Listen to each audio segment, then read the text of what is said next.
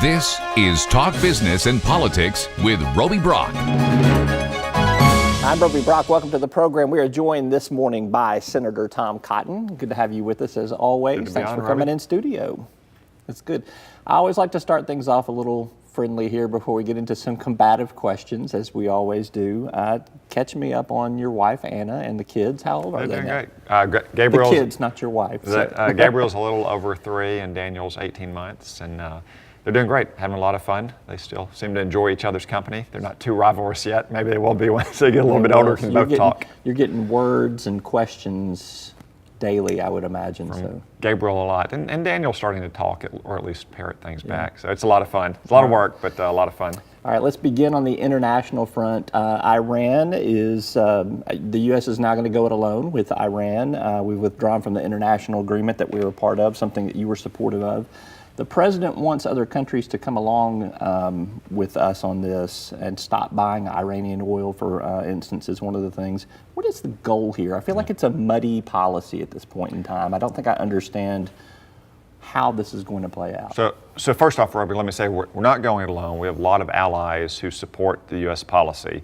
Israel, Saudi Arabia, the United Arab Emirates, even in Europe. A lot of the smaller countries in Europe have said to me privately, as I know they've said to administration officials privately, they fully support U.S. policy here. Obviously, we have some disagreement with countries like Germany and France, but even in those countries, their companies are now accepting the U.S. policy as well. Just last week, Daimler Chrysler said that they were going to pull out of Iran. Every company in the world would much sooner have access to the United States' $20 trillion market than to Iran's $400 billion market. That's like choosing between the United States and choosing between Maryland's economy. So what's our policy? Is to stop Iran's behavior throughout the region, that is supporting terrorism, attacking Israel, undermining our allies, supporting civil wars and insurgencies, and to stop them from getting a nuclear weapon. The terrible Iran deal didn't do any of those things. It put them on the path to get a nuclear weapon, and it put all those other issues to the side. That's why we have a new and much tougher approach. Will there be more legislation coming in that respect, or do you think that the president can do this from a policy? So the president has a lot of the authority under previous legislation that Congress has passed to kind of try to counteract Iran's malign behavior. What had happened in the Iran nuclear deal is that President Obama waived many of those sanctions. So President Trump is simply reinstating many of these sanctions. So just this past week, for instance, prohibiting the sale of aircraft to Iran that they would then use to transport shock troops into Syria right on Israel's border, or preventing the transaction with banks or in gold and silver or other precious metals with Iran. Later this year, I expect to see sanctions imposed on Iranian oil as well. All of this is designed to put more pressure on Iran to try to change their behavior. And you start to see it in Iran as well. Their currency is suffering terrible inflation. People can't buy basic foodstuffs. They're protesting the regime in the streets. This is the policy the United States is pursuing to try to change the behavior of the Ayatollahs in Tehran. We can expect some gas prices to go up if that pressure on the oil is there too, correct? So Saudi Arabia is the big swing producer in the Middle East. I think because they are so threatened by Iran, they want to make sure that they are trying to replace that oil coming offline in Iran, but also here in the United States. You know, in West Texas, the Permian Basin is one of the largest oil fields now producing in the world. Likewise, up in North Dakota, even right here in Arkansas, we're producing. Increasingly, American oil is becoming the critical swing factor in global oil markets. So I'm hopeful that you actually won't see that much of a change in domestic prices come this fall when we take Iranian oil off the market. I'll check them at the pump. We'll see. North Korea sending remains of soldiers, U.S. soldiers, back to America, a good first step. But reports are that their nuclear efforts have not stopped. The president has said he's on no time frame, no time limit, no rush to do this. Should there be a time limit? You're a negotiator. You understand these things. You got to put something in place, don't you? So first off, we're glad that those remains, many of which are believed to be American soldiers, some of which may be other nation soldiers, like South Korea or Australia, what have you, are coming back home. It'll take many months, maybe years to identify them, but I think that shows America's commitment to always bring our soldiers back home, no matter where they've fallen or how long it's been. But second, you have to understand the situation that we faced. You know, North Korea already had developed nuclear weapons. They had developed missiles that were capable of striking us here in Arkansas or anywhere else in the United States. So there's really no change in the status quo. What change there has been is that there's been some retrenchment in their missile program. They obviously have returned these remains, and we're having at least some negotiations. I don't think these negotiations are going to go on forever. I don't think they should go on forever. I think we'll have a sense of whether Kim Jong-un is serious about the commitments that he's made in the Singapore summit in probably 3 to 6 months or so. All right, 3 to 6 months. The president also met in Helsinki. It's still a topic of conversation with Russian President Vladimir Putin. Had a private 2-hour meeting. Do you know what went on in that meeting? No one else seems to know what went on in that meeting. What's your understanding? The president has not debriefed me on his private conversation with any of his head of state counterparts. No, heads of state deal with each other directly. But here's what I do know. The president has said, before and after, that Russia meddled in our elections, and Russia has faced serious penalties for their actions. Not just meddling in our elections, from closing diplomatic facilities and kicking out Russian spies that were using those facilities. Just this last week, we imposed new sanctions on Russia for using a chemical agent to murder or attempt to murder Russian dissidents in Great Britain. We've sent defensive weapons to Ukraine to try to counteract Russia's invasion of eastern Ukraine. We've imposed sanctions on Vladimir Putin's oligarchs. These are all much tougher Russia policies than not just President Obama pursued, but President Bush or President Clinton before him. That's the right approach to take. We have a bad relationship with Russia for one reason and only one reason, because Vladimir Putin is an adversary of the United States. Yet you still see the president treating him in a pretty chummy, friendly fashion here. Why is that? That's a disconnect to me from what Congress is doing and what the president is doing. Well, he has that relationship as well with Xi Jinping, and China is an adversary of the United States. What he knows that any head of state, even when you're dealing with an adversary, has to have an open channel of communication. That's why presidents of both parties throughout the Cold War had the hotline to the Soviet premier. They'd meet in summits, no matter how tense relationships were. There are some common interests that we have with Russia, of course, whether it's trying to counteract terrorism in the Middle East and Central Asia.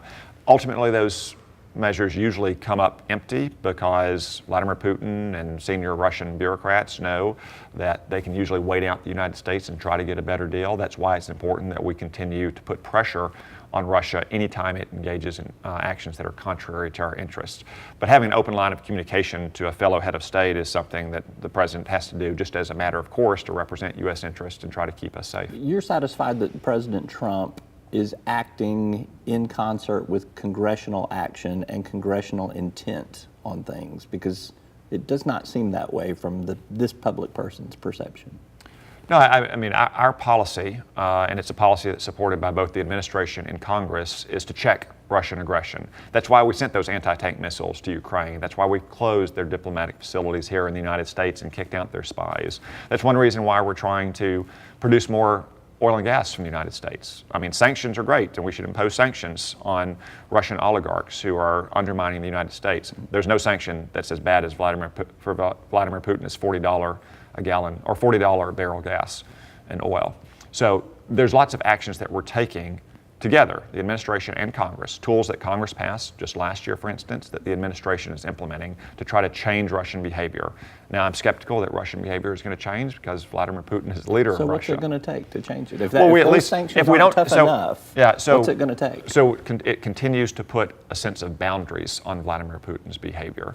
I mean, Vladimir Putin invaded Crimea in 2014. He got no pushback. What happened a few months later? He invaded eastern Ukraine. There, the United States and European countries took some, I would say, mild measures that at least froze that conflict in place. He didn't push any further into Ukraine, but at least it froze the conflict in place. We could have sent those anti-tank missiles 3 years ago.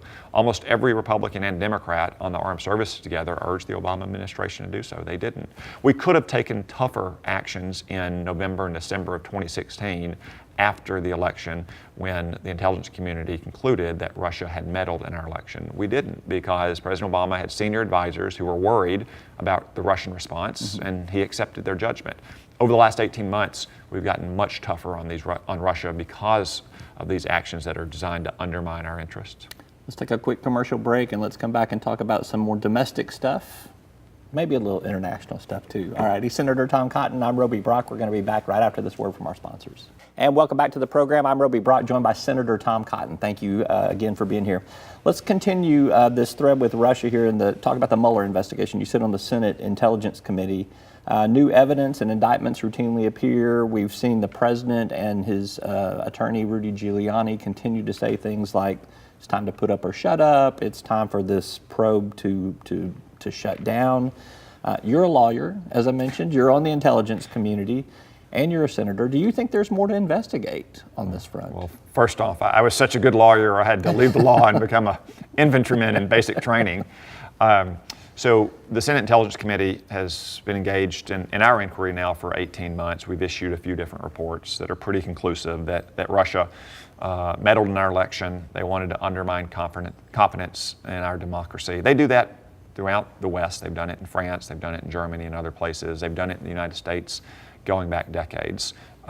We are, I hope, going to come to a conclusion this year on our inquiry and issue a final report. And as I've said all along, what's in the best interest of everyone, the president and the American people, is for the Mueller investigation to follow the facts wherever they may lead and reach whatever conclusion those facts take them to. Beyond that, I can't comment on what's happening in the investigation because it's obviously happening behind closed doors under grand jury secrecy. But you have seen enough to know or to be able to share with our audience here, you still think there is more to investigate. You don't think that it is time to shut this probe down? I can't comment on where Mr. Mueller is in his investigation or what the president and his lawyers decide are best to do. That's something that they've got to make a decision for themselves. Asking you more on your personal opinion there. So. Well, but again, I mean, it's an ongoing investigation, and members of Congress generally are not privy to the details of any kind of ongoing investigation. I can tell you what the Intelligence Committee has concluded, which is there's no doubt that Russia meddled in our elections, that they hacked into those emails and they released them and they advertised on social media platforms and used fake accounts on social media platforms. They've done it in the past. They're going to continue to do it in the United States and in Western democracies as well. That's why it's important that we be vigilant. That's why we provided so much money for election security. That's why it's a good thing that all 75 Arkansas counties now have paper backups for our balloting. That's why campaigns and political parties, for that matter, businesses should be careful and sensitive about cybersecurity and good data security for all of their systems.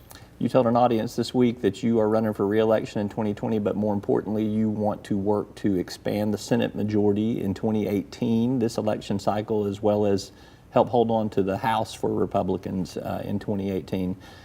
First of all, why do you think the Senate majority could be expanded? What's your optimism? Well, the Senate is really important. We still have a lot of nominees to confirm to the executive branch and to our court system, to include Brett Kavanaugh. So it's vital that we continue to control the Senate. We've seen unprecedented Democratic obstruction over the last 18 months. And to give you a sense of that, Democrats would say there was unprecedented Republican obstruction too. So. And they'd be wrong about that. So in the last 18 months, the president's nominees have faced more procedural votes in just 18 months than President Obama, Bush, and Clinton's nominees faced in all their terms combined. We need to move about doing the people's business and get people into these offices so they can do the people's business. So it's vital that we continue to control the Senate, because I don't think we'd have anybody confirmed for the next 2 years. Now, why do I think we can win the Senate? Well, we got a lot of Democratic senators who are representing very Republican states, and they're simply, in my opinion, not reflecting the views of their voters in places like Missouri and North Dakota and Indiana and what have you. And in the House, you expect there will be losses in House seats, particularly with what you've been seeing in some of the special elections and some of the election turnout this year. But you think that the Republican can hold the House? Special elections are special by definition. Sure. They occur without an incumbent and unusual voting times, like this past week. We just had one in the middle of August.